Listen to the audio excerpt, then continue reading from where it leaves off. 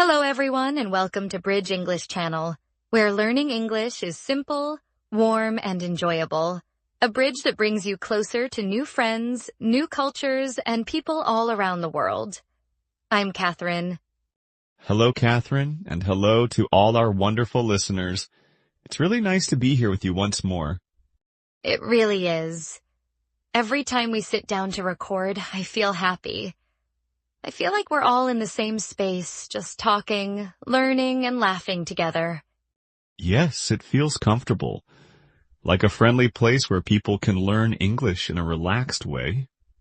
Exactly. I love that people from all over the world listen to us. It makes this podcast feel real, like a living conversation. That's so true. And Catherine, how are you today? I'm doing well, thank you. I'm really happy we're here together today.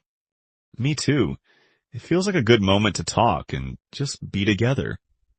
Before we begin, please like this episode and subscribe. Your support helps us grow and gives us energy to make more helpful conversations for you. Yes, it really helps us. So, John, today I was thinking about a word that people hear very early when they start learning English, but somehow it keeps following them forever. That sounds serious already. A word that follows you forever. Yes, and at the same time, it's such a small word. Just 3 letters. But it does so many things. Let me guess. Is it the word get? Exactly. It's get. And honestly, this word can feel friendly one day and confusing the next. I agree. I remember when I was helping a friend with English and they said, I know get means receive, but why does it feel like it means everything? That's such a good way to say it. It really can feel like get is everywhere in daily life. And people hear it in movies, in songs, at work, with friends, on the phone, and suddenly they think, wait, what does get mean here? Yes. And that little moment of doubt, that pause, is something so many learners share. I think that's important to say. If you ever feel confused by get, you're not slow, you're normal. Absolutely. Even advanced speakers sometimes stop and think when they hear a new use of get. Maybe we should start very gently, not with rules, not with lists, just with real life. I like that. Let's imagine a normal morning. Okay, I wake up late. That already sounds real. And you look at the clock and you say, oh no, I need to get up now. That's a good one. Get up. Nobody thinks about receive there. It just means leave the bed. Exactly. And you don't think about grammar. You just feel the meaning. And then maybe you say, I need to get ready fast. Yes, get ready. Again, no one is translating in their head. It's just life happening. And while you're getting ready, maybe your phone rings and it's work and you think, I need to get to the office on time today. Get to somewhere. That's another feeling of movement, of arriving. What's interesting is that get often carries a sense of change. Something is different after get. That's such a key feeling. Before you get up, you're in bed. After, you're not. Before you get ready, you're in pajamas. After, you're ready for the day. And this idea of change helps a lot when people feel lost with get. Yes, instead of asking, what is the exact translation, you can ask, what changed here? I really like that question. It's one of those questions you want to remember and maybe even share with someone. Me too. Because it makes English feel less heavy and more human. And get is very human. We don't use it to sound fancy.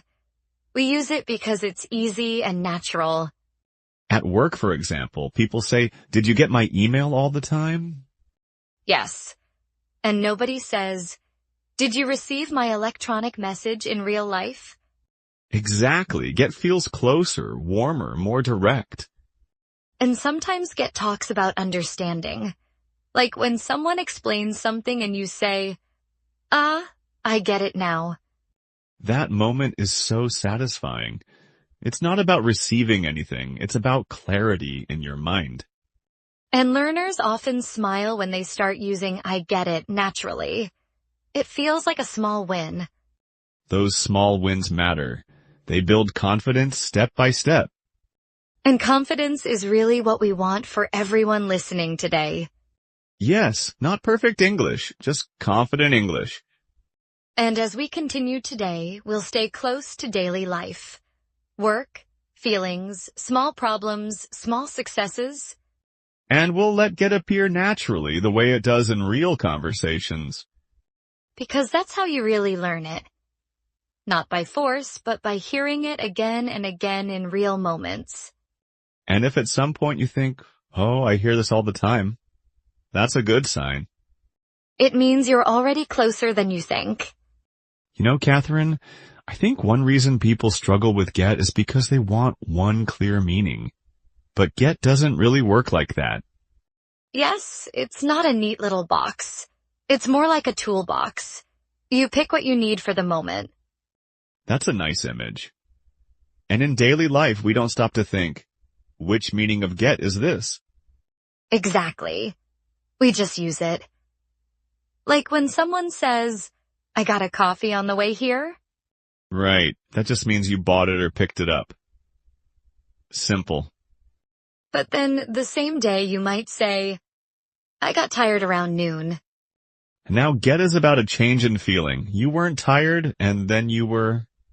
This is where people sometimes feel nervous. They think they need to memorize everything.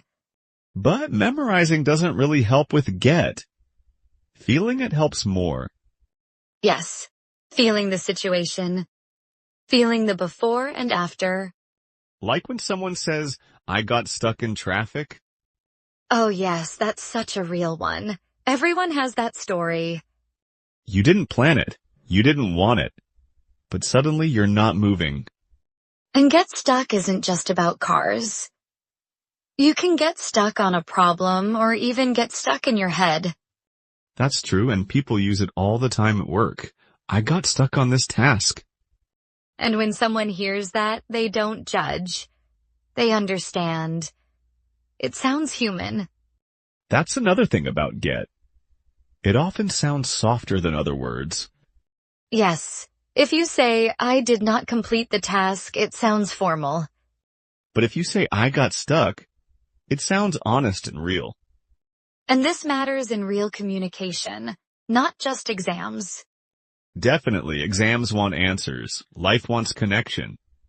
There's also something interesting with get and relationships. Oh, I know where you're going. Like when you say, I get you. That's a powerful sentence. It means more than just understanding words. It means understanding feelings, intentions, maybe even silence. And when someone hears, I get you, they often feel seen. That's one of those sentences people remember. Or send to a friend when they're having a hard day. Yes, because it's simple, but it carries care. And again, that's get. Simple on the surface, deep underneath. Let's talk a bit about get with people. Like, get along? Oh yes. We get along well is such a common sentence. And it's not dramatic. It just means things feel easy between you and someone else. And when things don't feel easy, you might hear, we don't really get along. That's a very natural way to say there's tension, without sounding harsh. Another one I hear a lot is, get back to. Yes, at work especially. I'll get back to you later. Which doesn't mean physically come back. It means reply, answer, continue. And learners sometimes worry like, am I leaving and coming back? But no one is thinking that. Everyone understands the feeling behind it. This is why listening is so important. The more you listen, the more natural get feels.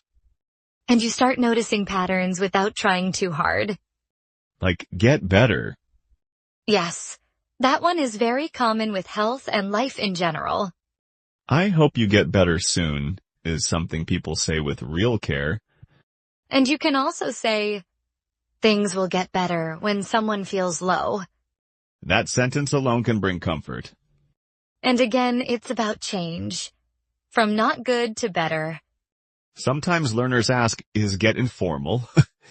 That's a good question. And the honest answer is yes. It's more informal than some alternatives. But informal doesn't mean wrong. It means real life. Exactly. In emails to friends, at work chats, in conversations, get is everywhere. And avoiding it too much can actually make your English sound stiff. That's such an important point. Sometimes people think avoiding get makes them sound advanced. But often it does the opposite. It creates distance. Using get naturally shows comfort with the language. And comfort is what we're aiming for. And it's okay if it takes time. Nobody wakes up one day and suddenly feels perfect with get. Even native speakers pause sometimes and choose the right phrase. That's reassuring, I think. Yes, it tells you that English isn't about perfection. It's about connection and clarity. And as we move toward the end today, I want listeners to relax with this word. Don't fight it. Let it come to you slowly. Hear it, notice it, try it in small moments. Like talking to yourself. I need to get some rest. Or, I didn't get enough sleep last night. Those are real sentences from real days. And when you use them, you're already living in English, not studying it. And that's a beautiful place to be. You know, John, something I really like about get is that it shows life as it is, not as we plan it to be. That's very true. Plans are clean, but life is messy. Exactly. You plan your day, and then you get a surprise message, or you get called into a meeting, or you get stuck somewhere. And suddenly the day changes. That's get again. Life moving you in a new direction. I think that's why people use get so much when they talk about daily life. It fits uncertainty.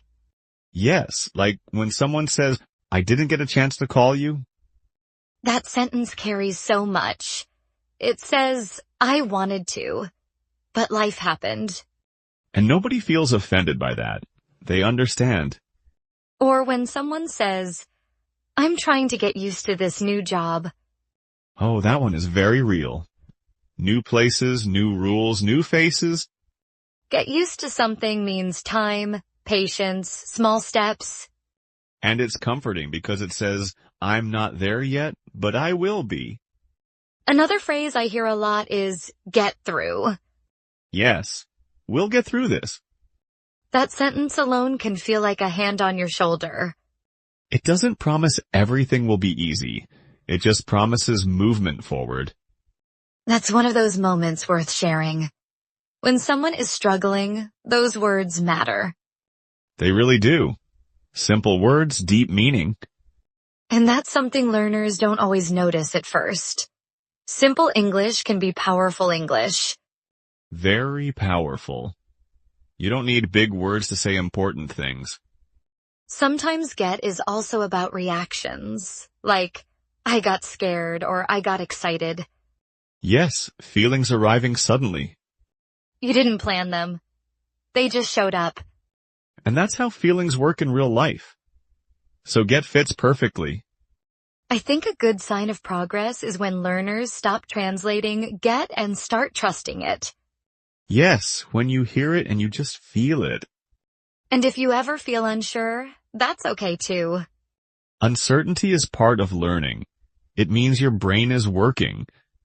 And you're not alone in that feeling. Everyone listening has been there, or is there now. That's why we like having these conversations. They're shared experiences. Before we say goodbye, we have a small invitation for you. Yes, just a gentle one. If today's conversation felt helpful or comforting, please leave a comment below. We'd love to hear your thoughts. At the end of this episode, we'll ask you a question about today's topic. Please answer it in the comments. And tell us what you want the next episode to be about. We read your comments with care and attention. And we reply with heart. We're here to walk with you on this journey and help you feel more confident in English, one step at a time. You're not alone. Thank you for being with us today. We'll talk again very soon. Take care.